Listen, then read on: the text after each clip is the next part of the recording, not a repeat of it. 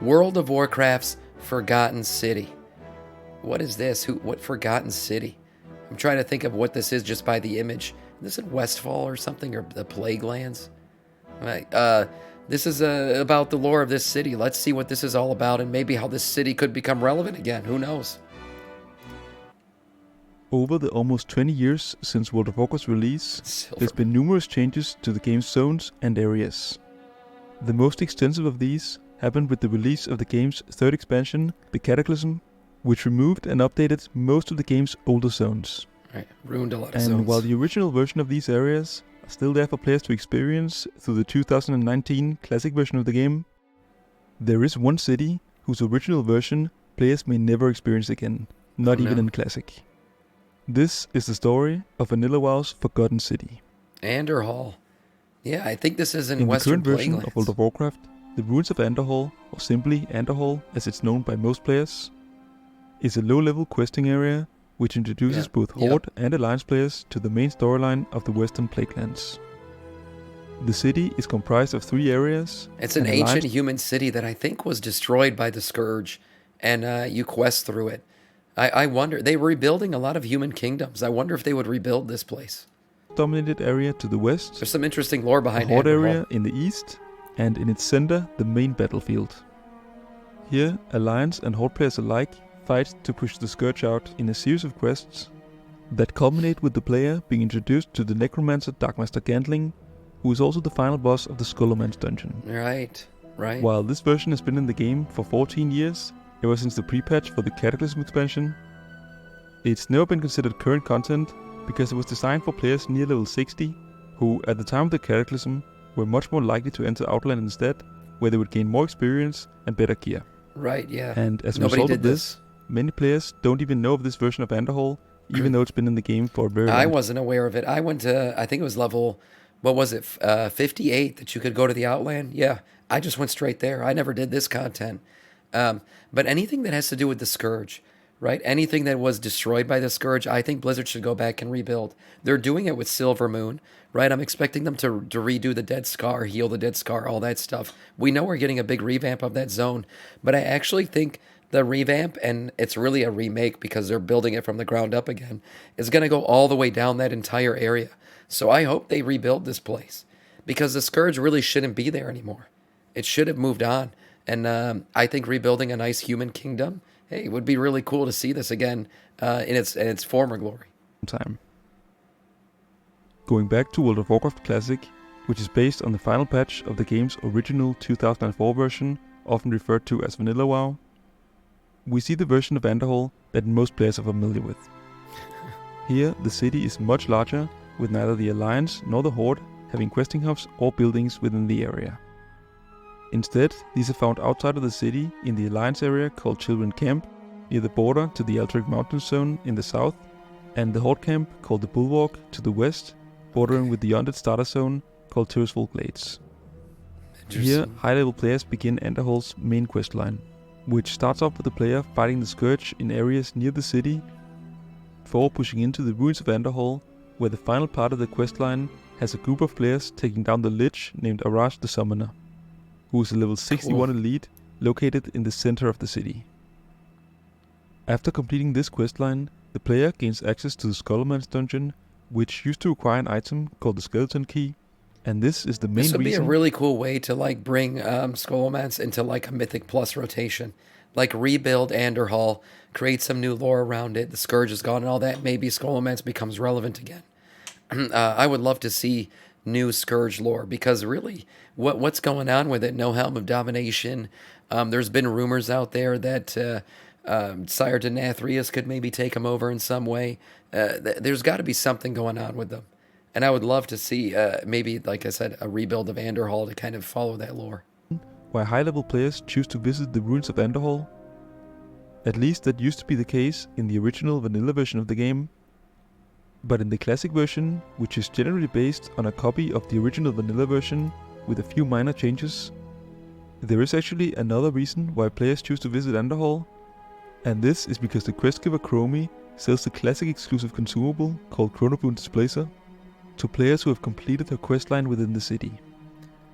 Chromie, as well as her quests, all of which were related to time travel, were actually also available in the original vanilla version, the only difference being that she didn't sell the Chrono Boon, which is a device that allows the player to suspend and save a few specific buffs, meaning that they won't benefit from them, but crucially, the duration will not tick down either.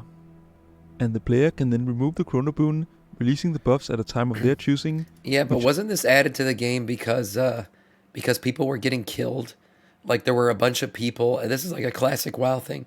A bunch of people were coming and killing people with world buffs, and so they couldn't enter the raid with them. Yeah, that's what I thought. Yeah, so it was like a big troll thing. So they added this Chrono Boom to basically lock in your world buffs, and that way you could keep them. Yeah, so the dispels, that's what it was. They weren't killing them. These fucking trolls were dispelling them. Yes. That's so funny, man. Fucking WoW players. The duration will not tick down either. And the player can then remove the Chrono Boon, releasing the buffs at a time of their choosing, which is usually done during raiding. What most classic players don't know is that Shamans and priests is what I heard. Who is the main boss of the area, actually used to work differently. Where instead of being a regular spawn, reappearing after a few minutes of a group killing him, he actually used to be a summoned NPC, meaning that he wouldn't respawn on his own. Instead, players had to find and destroy 4 crystals, which were located inside the 4 watchtowers surrounding the city, after which he would finally appear. Cool. As each of these crystals were guarded by skeletal warders, which is an elite NPC, the summoning itself was usually a group effort, although well-geared players could solo them. This summoning system was only in the game for 5 months, being introduced in patch 1.4 and then removed in patch 1.7, meaning that in the classic version, which is based on patch 1.12, a Rasta summoner spawns just like any other NPC. I kind of like the summoning thing better than the spawning thing because it adds some lore to it. I agree with you. I love quests like this, you say, DJ, because they have meaning. Yes, 100%. Quests with good lore are just so much better than just go kill these 13 goats and come back and bring their shit my way. This kind of stuff is awesome. Like I said, Andorhal has potential for a good rework because it has good background lore. Going to one of the game's databases, you can still find old comments discussing this short-lived summoning system, and the elite skeletons who used to guard the crystals can still be found within each of the 4 towers. If we go back even further to World of Warcraft's very beginning, we see the original version of Andorhal, which used to be in the game from its release up until its removal in patch 1.4 in April of 2005. In this version, Andorhal used to look much more like an actual city, with taller buildings compared to the classic version, as well as having a large wall that surrounded the city. The questing environment during this time was overall similar to the classic version. You know what would be really cool? If they do rebuild Andorhal for us, because we've never seen this, if we could play like you go back like through a memory, or you go back in time when you first enter this city, right? Like you talk to a soldier who was there when the city fell and live through a Scourge invasion. Like actually play through it. Because I'm looking at this, you've got a giant wall that's been destroyed, buildings that have been burned to the ground. Like, could you imagine the chaos that occurred here? And we've never actually played through a Scourge invasion besides like maybe the pre-patch event for Wrath of the Lich King, which was complete chaos. And then you have maybe, you could say Culling of Strathome was kind of a Scourge invasion, but it was more of an infection. But I would love to like play a defend the city mini event.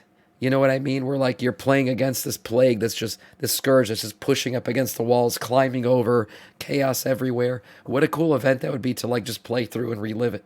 I would love something like a mini event. And it would be really cool open world content too.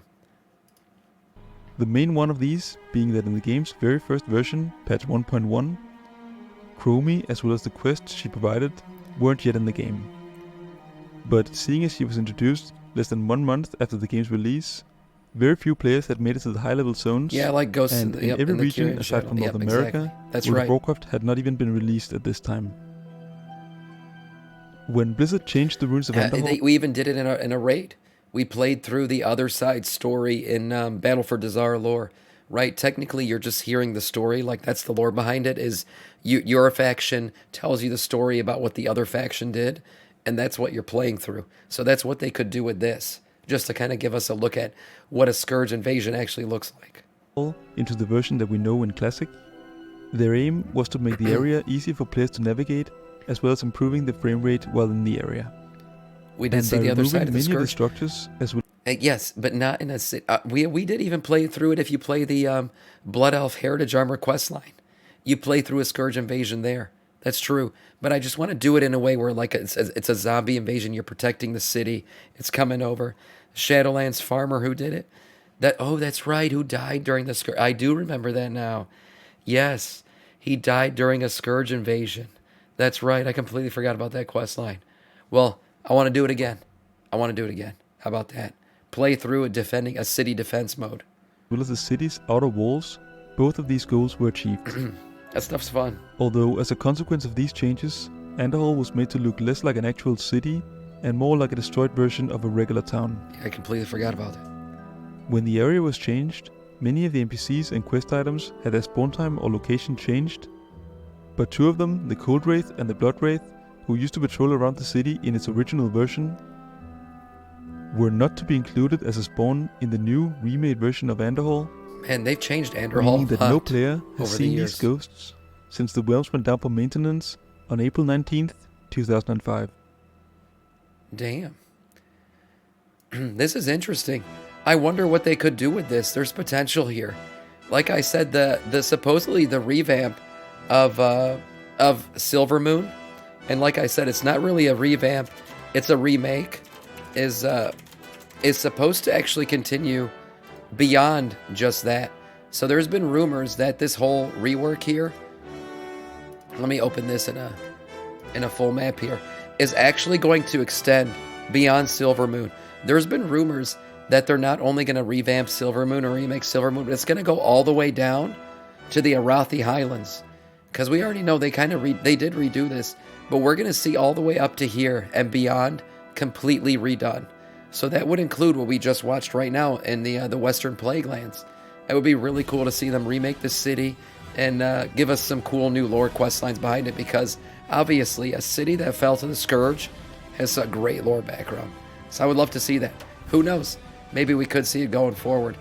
Great video. I'll link it in the chat for you guys. You guys can check it out.